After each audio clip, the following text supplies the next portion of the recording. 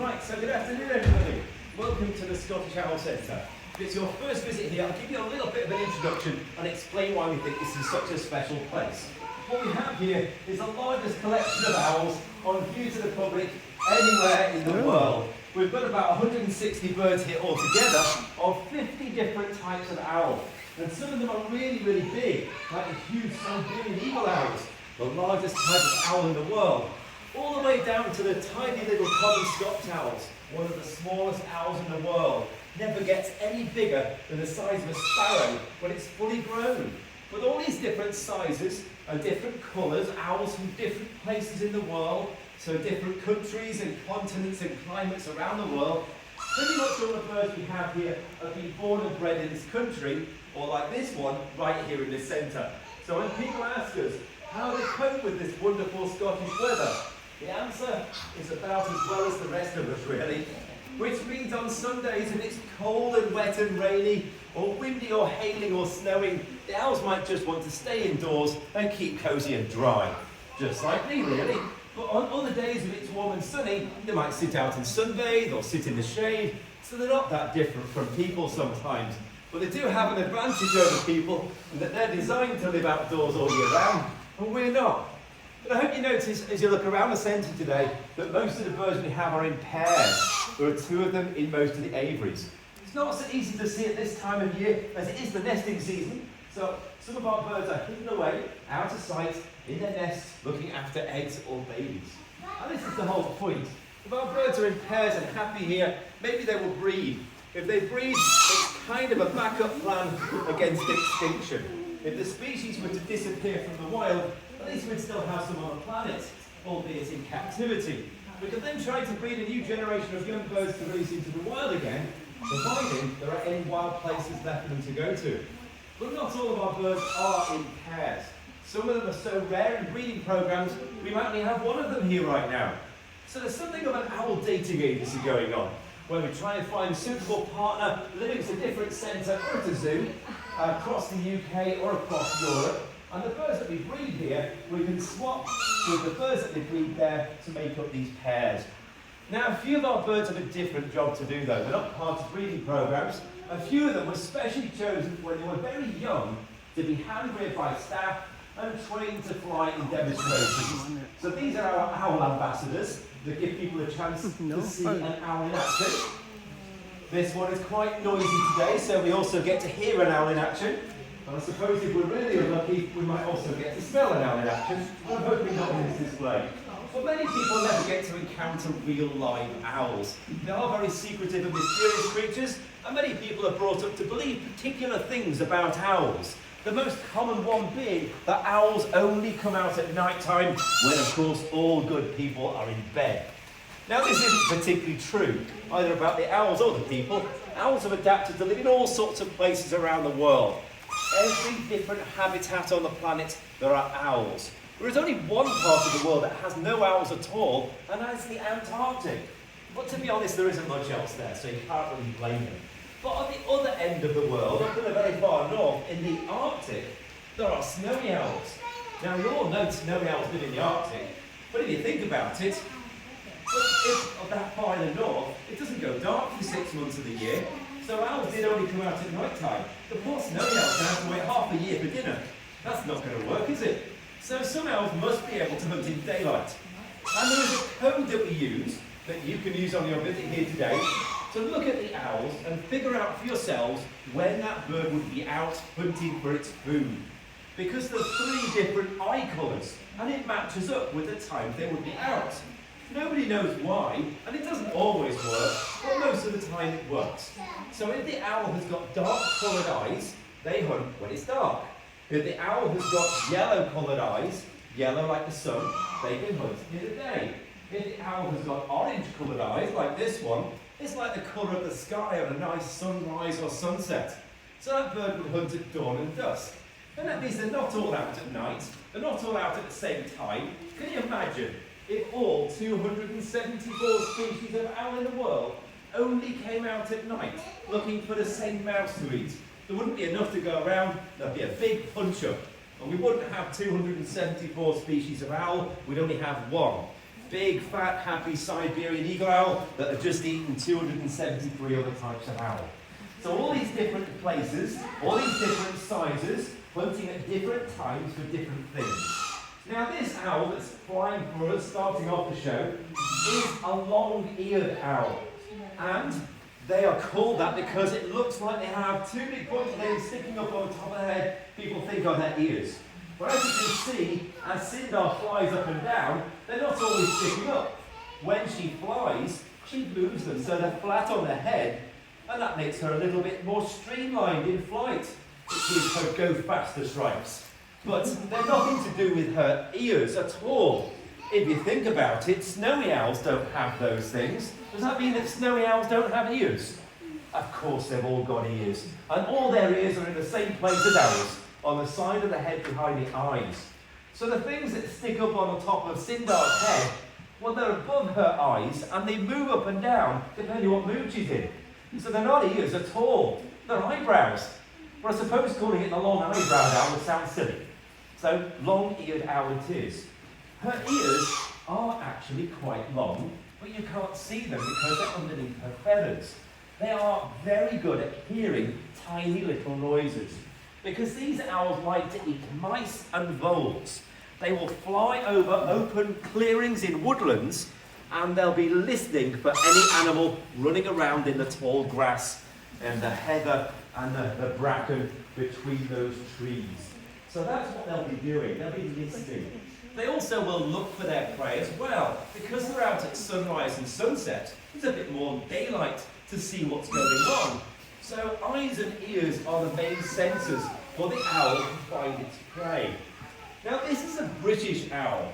There's one of 5 species of owl that live and breed in Britain. But many people find that hard to believe because it looks a bit exotic to live in Britain, doesn't it? But they are very secretive and it's very difficult to find them.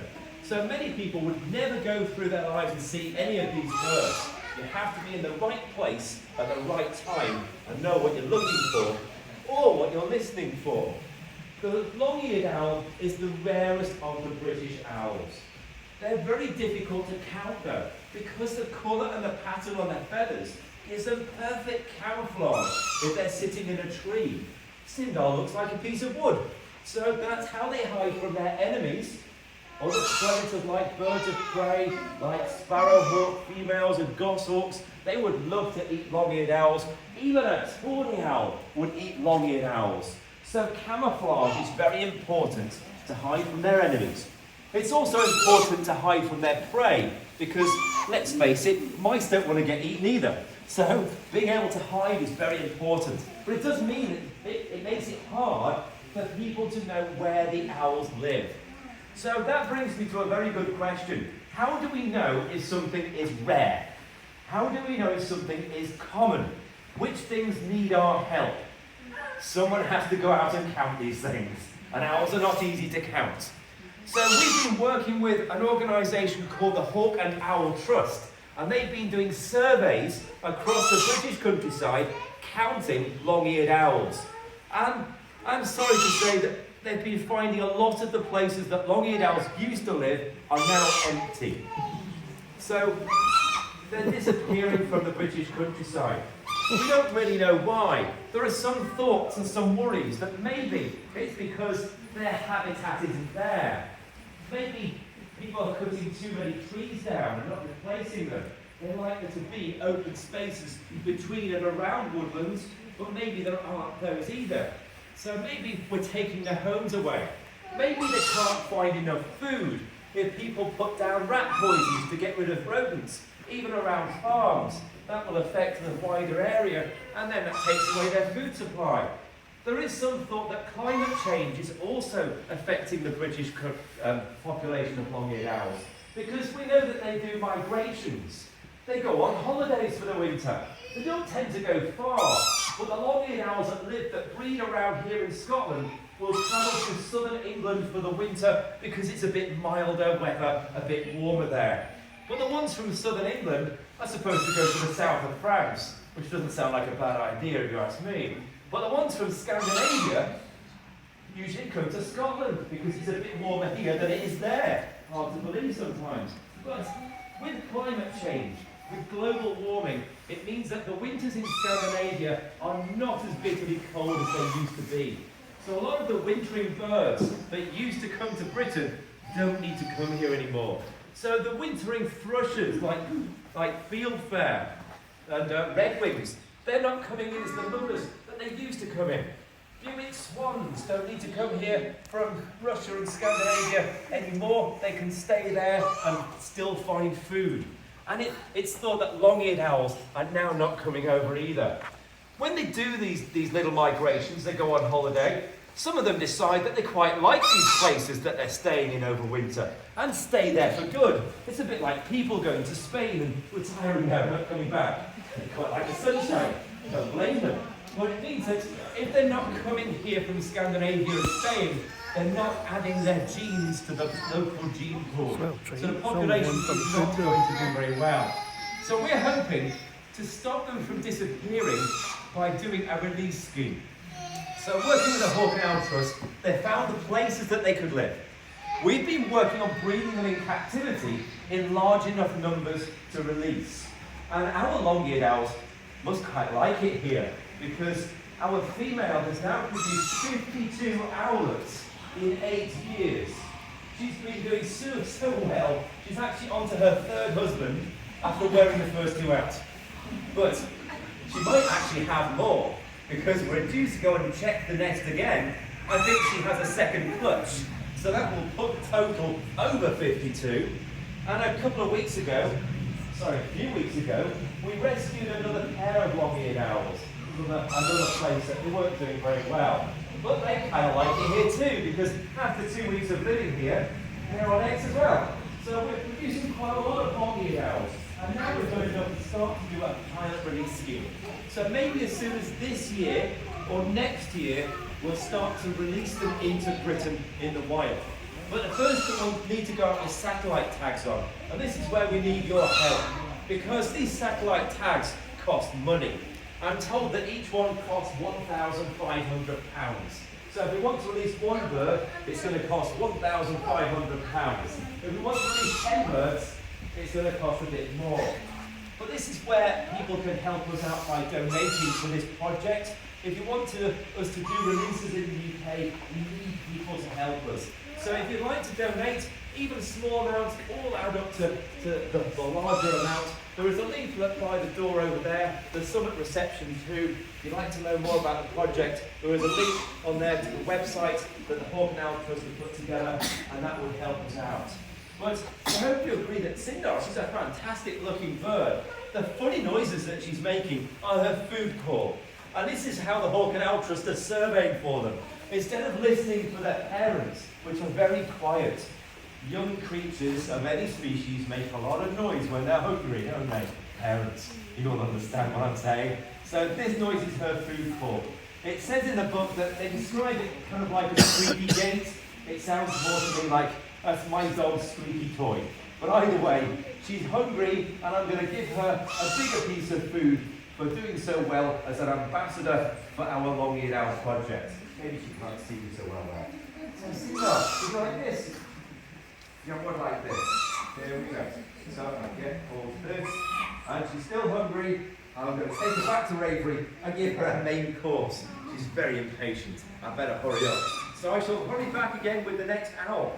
All the countries in the EU had to comply with cut down the pollution by 89% after 50 years. You didn't even look at that food. You just want to go down there, don't you? Yeah. He's looking around a little bit anxious today. I don't know why. Funny owl. But I may have to cut my display a little bit short with this guy and go on to the next bird. But either way, people have tried to look after their habitats, and people try to breed them in captivity and release them into the wild. A concerted effort from centres like this, from breeding centres in zoos and in private collections, we had 1,000 young European eagle owls which have been released into the wild. Of those 1,000, only about 100 reached breeding age. But they've been breeding, and now their youngsters have been breeding, and the original bird grandkids have been breeding too. There's now an estimated 28,000 pairs of European eagle owls in the wild. So from 67 to 28,000 is very impressive. It shows that nature can come back from the brink if we give their helping hand. And if people can do that for the larger species around the world, then surely people can do it for the rest. Which is why we've got these birds and breeding programs here in the centre. What is up with you today's use? Is the sky falling in? You keep looking at the